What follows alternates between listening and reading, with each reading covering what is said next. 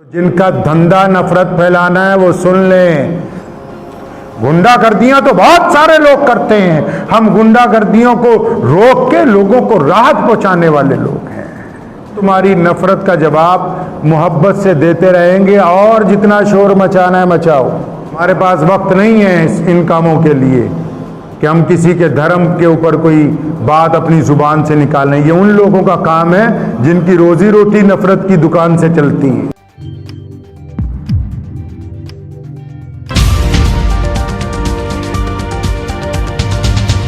घबराना हराम है। क्या है जी? घबराना इस्लाम में हराम है। ये कलमा लिखा ना, ला इलाहा, पहला लफ्ज है चैलेंज का। फरमाया हम नहीं मानते, डरते नहीं हैं हम। फिर अल्लाह को मानने की बात कही। मुसीबतों से नहीं डरते, परेशानियों से, दुखों से नहीं डरते। और याद रखो, बंदा वही है जो दुख दर्द में अपने भाई के साथ खड़ा। बंदा जब कामयाब हो जाता है ना, कोई बंदा मंत्री बन जाता है, कोई वजीर आजम बन जाता है, कोई बड़ा अफसर लग जाता है, तो आप उनके दफ्तर में जाओ तो आपको कुछ लोग ऐसे मिलेंगे जो बेपरवाही से दरवाजा खोल के अंदर जाते हैं, बाहर आते हैं।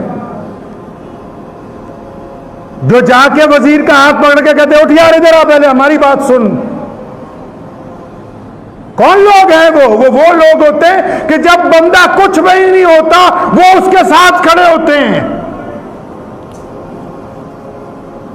ये वो लोग हैं कि जब बंदा मुसीबत और परेशानी में होता है, जब भीड़ छट जाती है, तो ये वो चंद दोस्त होते हैं जो कंधे से कंधा मिला के कहते हैं कि हम अल्लाह की ताकत से तेरे साथ हैं। फिर जब बंदा पावर में आता है, दुनिया बाहर खड़ी होती है, वो गरीब दोस्त, वो बेतकल्लुफ दोस्त, वो बचपन के दोस्त, वो मुसीबत के दोस्त, वो गमों के दोस्त उस कुर्सी के ऊपर साथ में आके बैठते हैं जो अल्लाह ने उसको ताकत के जरिए दी होती है। ये ना समझें कि बड़े आदमी की यारी दौलत से मिलती है। नहीं, अल्लाह बड़ा है सबसे। अल्लाह की यारी दौलत से नहीं, अल्लाह की यारी से मिलेगी। अल्लाह से दोस्ती लगाएं। लोगों की इसलिए मदद करें कि मेरे रब का हुक्म है। गरीब की इसलिए मदद करें कि मेरे रसूल ने फरमाया है। गरीब को इसलिए खाना खिलाएं कि मेरे रसूल का हुक्म है। अपने पड़ोसी की, चाहे वो हिंदू हो, सिख हो, दलित हो, ईसाई हो, इसलिए मदद करनी कि मेरे रसूल ने फरमाया कि हम इंसानों के गमों का मदावा करने के लिए आए हैं। रसूलुल्लाह ने मुसलमान को ईमान ही इसीलिए दिया है कि हम दुखी दिलों के ऊपर मरहम लगाने के लिए इस दुनिया के अंदर आए हैं। गुंडागर्दियां तो बहुत सारे लोग करते हैं, हम गुंडागर्दियों को रोक के लोगों को राहत पहुंचाने वाले लोग हैं।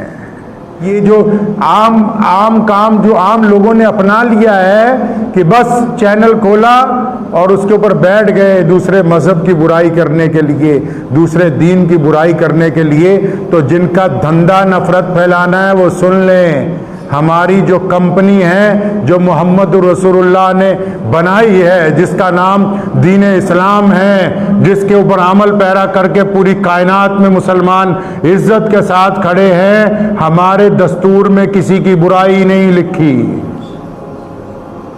हमारी शरीयत में लोगों को नीचा दिखा के इज्जत बनाने का कोई फार्मूला नहीं है। हाँ, एक फार्मूला है इज्जत पाने का।